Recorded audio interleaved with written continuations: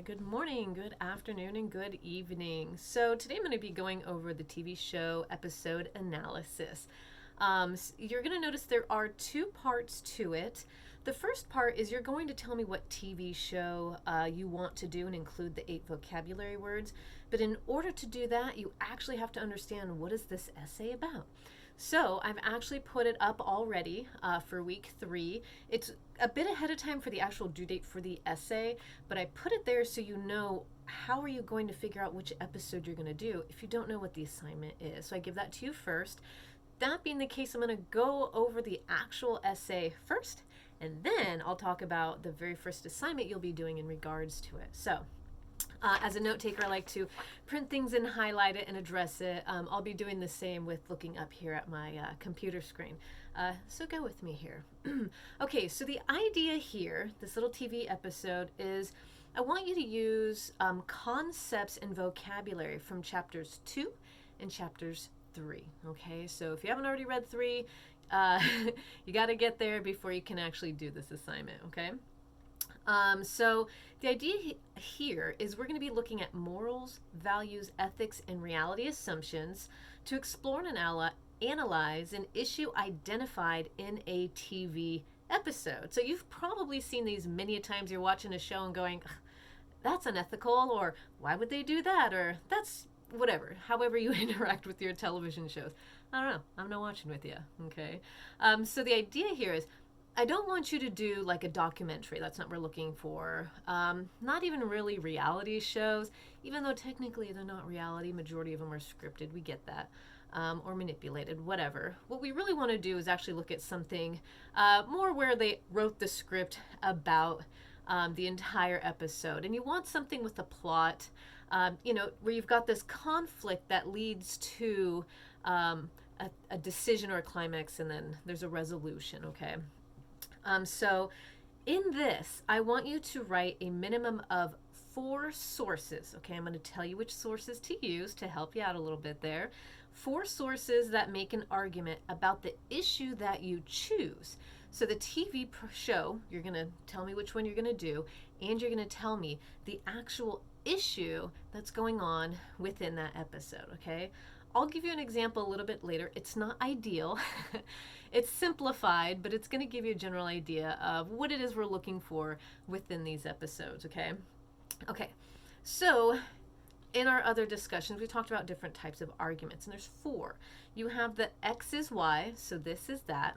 We have X is better than Y. We have X caused Y, and X caused Y, then X should be done. Okay, so again, this is written down. I have it printed because I'm that person. I like to hold on to things while I'm working, but it is on our, underneath either our modules, or you can find it underneath assignments, okay? Okay, so the first thing that I want your sources, so we're gonna have 4. One of the first sources is from chapters 2 and 3. So that's the book Dietzler, and that right there is only one source. Whether or not you're using the chapters, those don't count as 2 sources. The book itself is just one source, okay? So from those chapters, I want you to, again, focus on morals, values, ethics, and reality assumptions. You are going to use at least 8, I repeat, 8 vocabulary terms from those 2 chapters, from 2 and 3. That's all you need to do, okay? Some of them will need to be defined, all right? So make the assumption that your readers are like, what the hell's a value assumption? You might not have known it before you took the class. So you want to make sure you define it. If you define it and you're doing it exact terms, you got to put the quotes, okay? And then you want to make sure that you give credit to Dietzler. All right, don't forget that signal phrase. Don't just put a quote around some words and make that your sentence. Introduce the quote, say, in the book, Becoming a Critical Thinker, the author states that value assumptions are, quote, blah, blah, blah. Okay. Make sure you include the page number, okay? Just randomly throwing out a quote and the book isn't going to help us. We need to be able to go back to the book and go, oh, it's on page 8. I'd like to take a look at what Dietzler has to say, and then you can go to that. Okay, the whole point of citing your sources is so someone like me can go back and validate where you got that information. You should always have the habit of when you're researching or when you're reading something and they have information, always try and find where's that information coming from. So that's what I do here. Okay, I'm the friend who used to find dirt on the guys that their girlfriends would, my friends would date. Oh, what do you know about this guy? And I'm like, well, let's find out, right? So I do some kind of research sometimes. Okay, that's neither here nor there. Okay, so use the terms as an essential part of your analysis, okay? You want to utilize these terms to really make your point, right? Remember, we've got that claim, we have that thing we're trying to state, and then we have reasons behind that. And a lot of times you can be using these vocabulary words as part of reasons to validate the claim you're trying to make or the conclusion that you come up with, okay?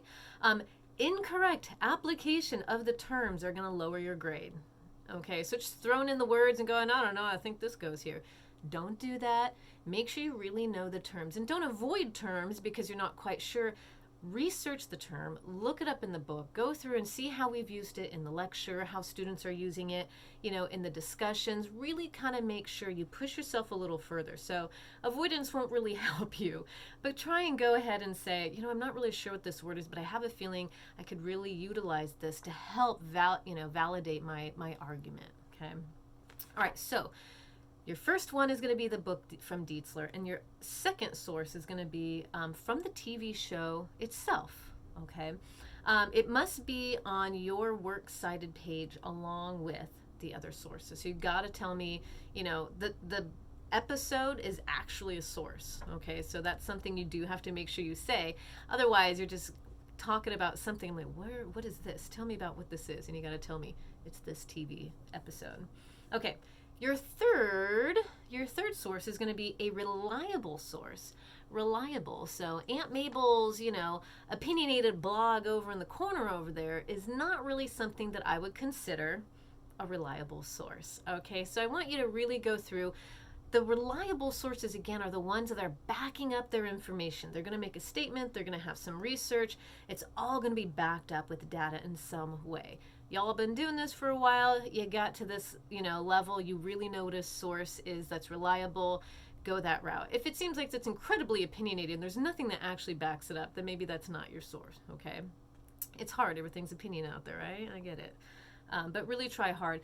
You know, it's okay to use Wikipedia. I'm actually not opposed to Wikipedia.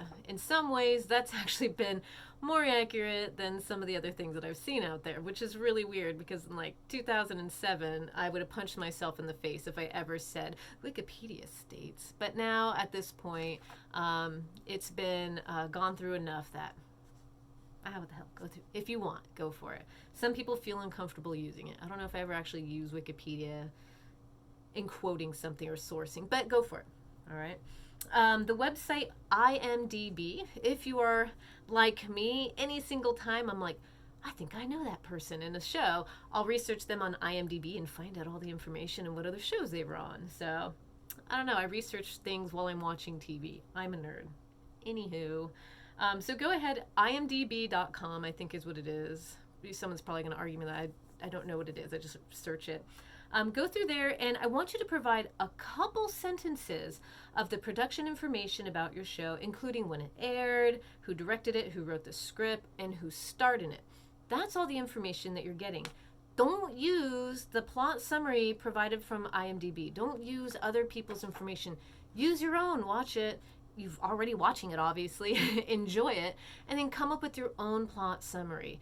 Honestly, when you upload, the friggin' thing tells me pretty much any type of plagiarism. So if you're just pretty much reiterating what someone else says, it tells me. So don't waste your time copying and pasting. Actually come up with your own and have fun with it. All right.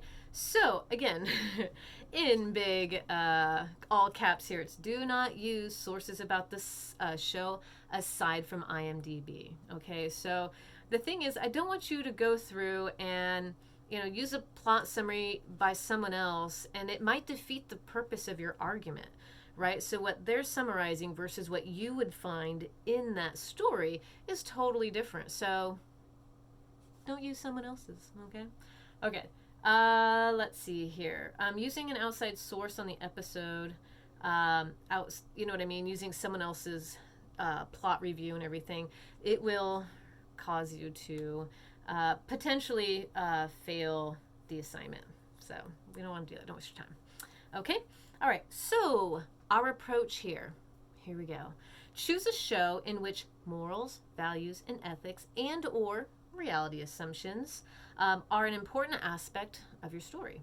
Your thesis will make a point about this, either how it affects one or more characters or how it affects the plot. Okay? Remember that plots are based on a conflict that leads to crisis. We have a conflict and then it leads to this crisis.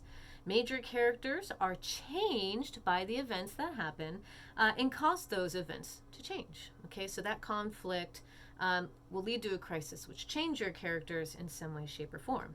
These two aspects of the story should help you focus on your analysis. Okay, all right, so I'm going to keep going here.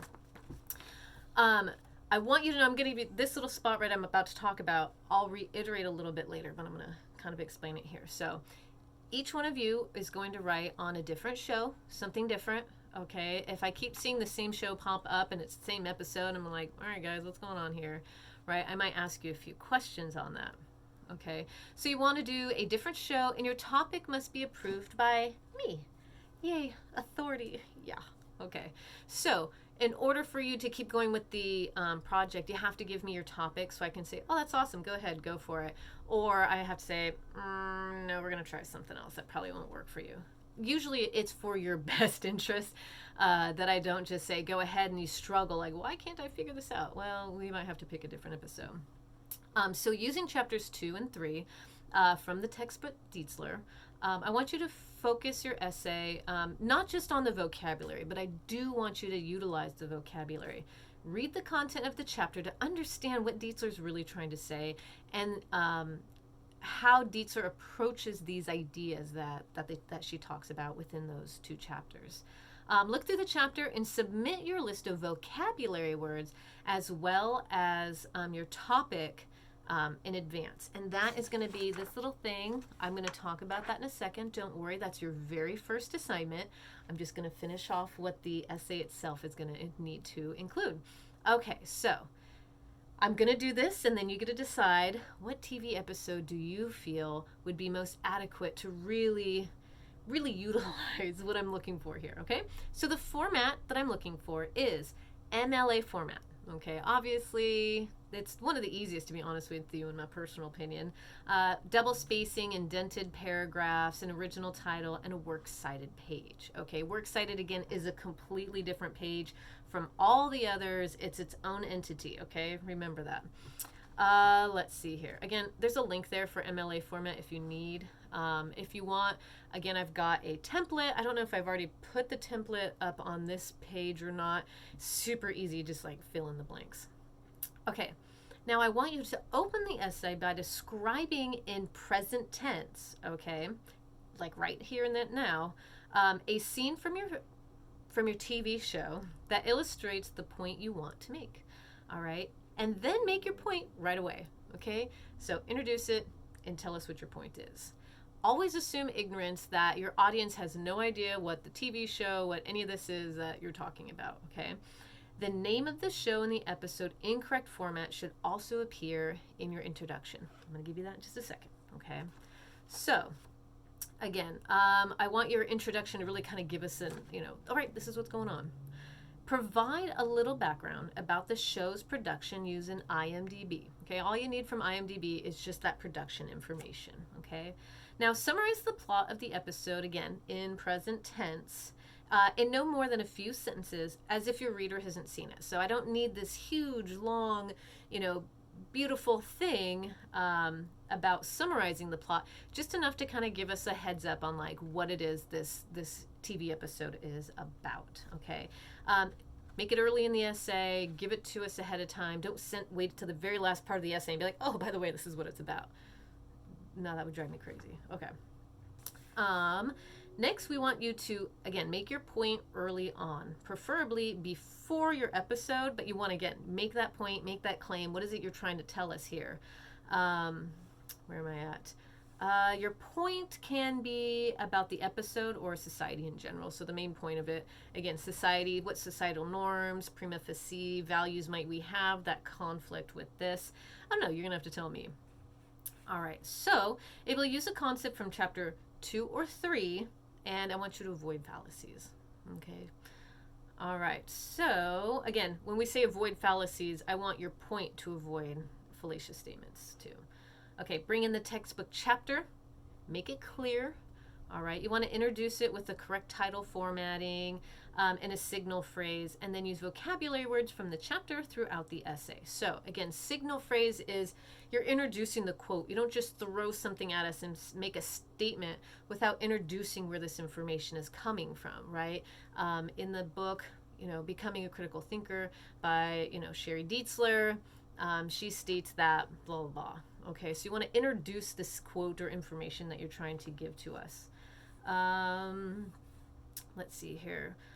Use the vocabulary words again correctly, and like throughout the essay, don't just throw them in the first half and then the second half you have none, because now all of a sudden it's going to be a little disjointed that way because you're not keeping everything intertwined. So I've noticed that sometimes happens in responses. Students will throw all the vocabulary words first, and then at the end they kind of go off on a tangent, which is fine.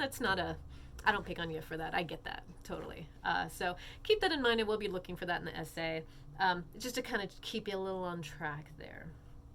All right, so once you make your point and you bring in the textbook chapters or chapter, whichever one you're leaning towards, you can do them both, you can do them separate. Some of them might coincide together. Make sure you bring in your additional source, okay?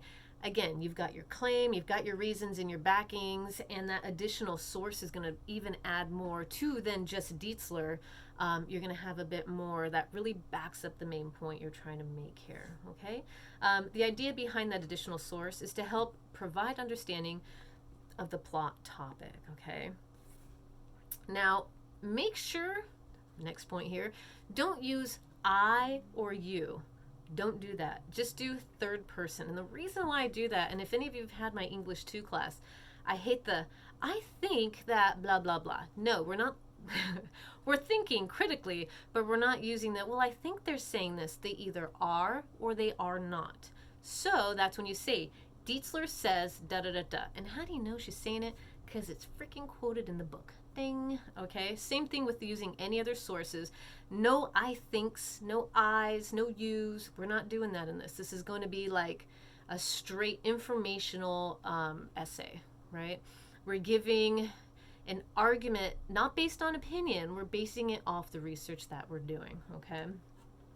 Some of you are like, I remember that one time you yelled at us for saying I think. So I don't know if any of you had me in those other classes. So all right, so format the titles of your work you use. So that being the case, again, if you had me in English 2, I'm very particular about this, and I'm going to give you a quick summary of how to do it. If it's the bigger thing, if it's the book, if it's the movie, if it's the TV show, do you see what I'm doing here? This is italicized. This is where your letters are lanin. Looks like a little dance. Okay. Italicized is for the bigger thing, but what's inside of that bigger thing goes into quotes.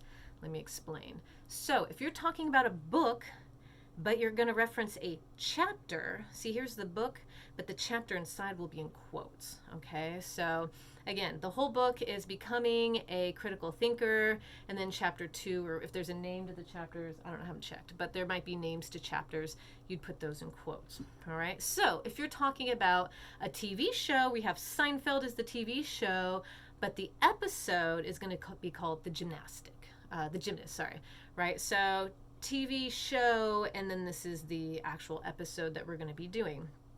All right, so again, there's the whole, and then there's the inside. So we're talking about a journal, like a scholarly journal. There's an article within the scholarly journal. If we're talking about a website, this is the article within the website. If we're talking about YouTube, we're talking about the video from YouTube. So the name of the video. Does that make any sense? So the whole versus what's inside. And the reason why I say that is because I want you to make sure you do this correctly. And I feel bad because sometimes they'll send you emails and I have to do like the quotes on books and stuff. It's because it doesn't allow me through Canvas to italicize or bold or anything, which is kind of frustrating, but whatever. So I am aware of these things, but didn't want to call myself out, but I just did. Okay. So just make sure that you are including these important grammatical details in this. Again, we're writers. We want to be thorough in the work that we do. We're not just type, type, type, send. Like, that's not what we do in this class.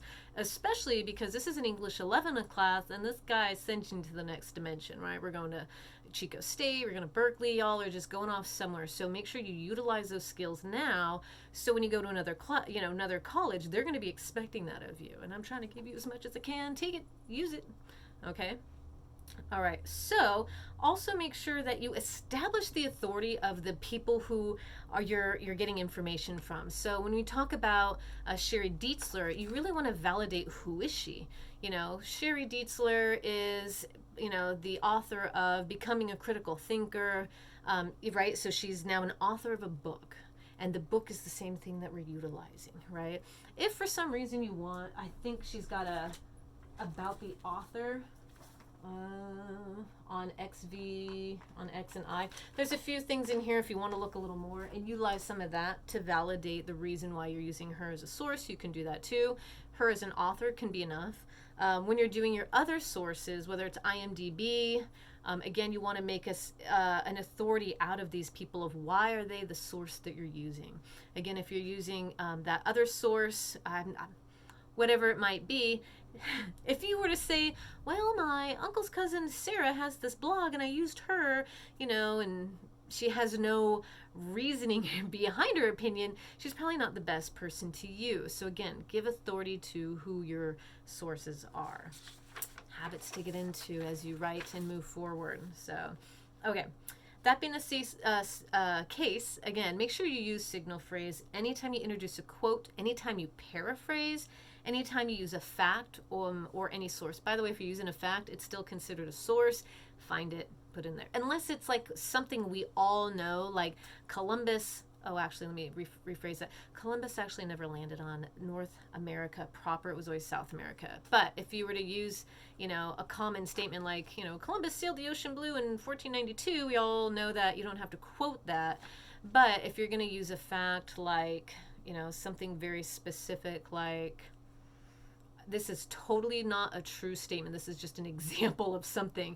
But like suicide rates in, California have risen in the last 10 years.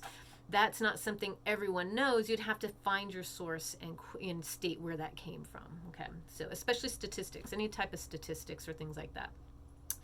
Okay, we're moving on. Make sure all quotes are in quotation marks. Again, if you're using exact words, make it easy on yourself. Just put some quotes in there. Tell me where you got it. If there's a page number, throw a page number, that kind of thing. Ta-da! Make it super easy. Especially if you're doing definitions in the book, make sure you do quotes if you're using the exact dialogue. Might as well just do the same. Like, it's okay to do quotes for vocabulary. Absolutely. Okay, make sure... if you bring in the dialogue from an episode, please use correct dialogue formatting. So I've always been a creative writer. That's what I got one of my masters in. So for me, I'm like, how do you not know how to do this? Well, some of you might not because you might not think about it. Maybe you don't read as often either. It's just kind of a part of practice. But I don't know if you can see this here. So when we're talking about new, right, this is Water for Elephants if you care. It's an okay book. So when you're talking about every time you start a new paragraph is a new dialogue from a new person, okay? This one you'll notice they actually didn't even have to put who was saying what because it was in order and it's only two people having a conversation. That's for a creative writing class. So anyway, if you're doing dialogue from the TV show, again, make sure you're starting new paragraphs for every time there's a new